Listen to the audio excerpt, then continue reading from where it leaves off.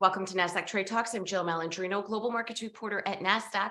Joining us for the segment, we have Alex Coffey, market strategist at TD Ameritrade, to discuss the April reading for the Investor Movement Index, known as the IMX. The IMX is TD Ameritrade's proprietary behavior-based index aggregating Main Street investor positions and activity to measure what investors actually were doing and how they were positioned in the markets. Alex, it's great to see you as always. And for the month of April, it looks like investors were net buyers, slightly creeping up this year. Does that indicate to you that TD clients are somewhat cautiously optimistic? Yeah, first off, thanks, Jill, as always, for having me. But I would totally agree with that statement. I think that's the theme of 2023. We've seen the IMX, or Investor Movement Index, as you said, creep higher steadily throughout 2023 after bottoming out in November and December of last year at levels we hadn't seen since March and April of 2020. In the month of April, it did creep higher by about 3.7% to 4.74. You mentioned they were net buyers, the client population as a whole of equities as well. And this now marks 3 straight months of equity buying amongst the TD Ameritrade client base.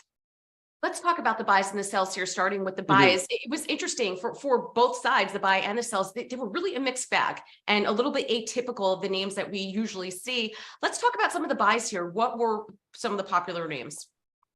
Yeah, definitely. Of course, there's always some kind of recurring themes that you would see in the kind of net buys and net sells. And the one that, of course, sticks out on that front is Tesla. Tesla's net bought or net sold basically every month. It's one of the most actively traded names amongst retail investors. So no surprise here, especially given its underperformance in the month of April. Because remember, all the price cuts, we got earnings, margin pressures weighed on that stock. But I did see a trend that was very, very interesting and somewhat contrarian to kind of the prevailing sentiment right now.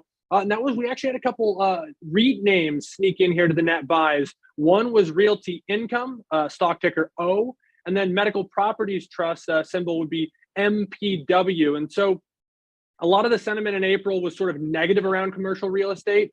But if you think about O, of course, it is a commercial real estate trust company. They're mainly operating kind of the single tenant retail names. Think of Walgreens or 7-Eleven. And these names started to bottom out a little bit the last few months after underperforming. So I'd say it's a little bit of a contrarian move here. Combine that with the macro interest rate conversation, maybe getting towards the peak rates. I thought it was quite interesting. We'll see if that's a trend that continues.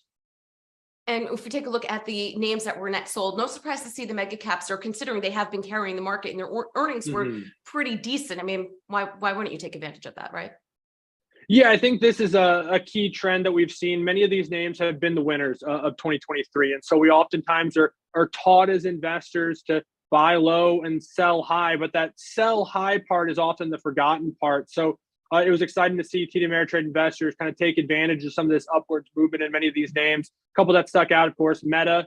It's really been the year of efficiency, of course, for Meta, and it's been a surging name. Meta net sold once again. Apple, this again would have been pre-earnings for Apple, but it had been steady throughout April. And then, of course, Microsoft, with its ties to AI, really impressive earnings release, had another really strong month. So no surprise to see a little bit of money taken off the table with those 3 names.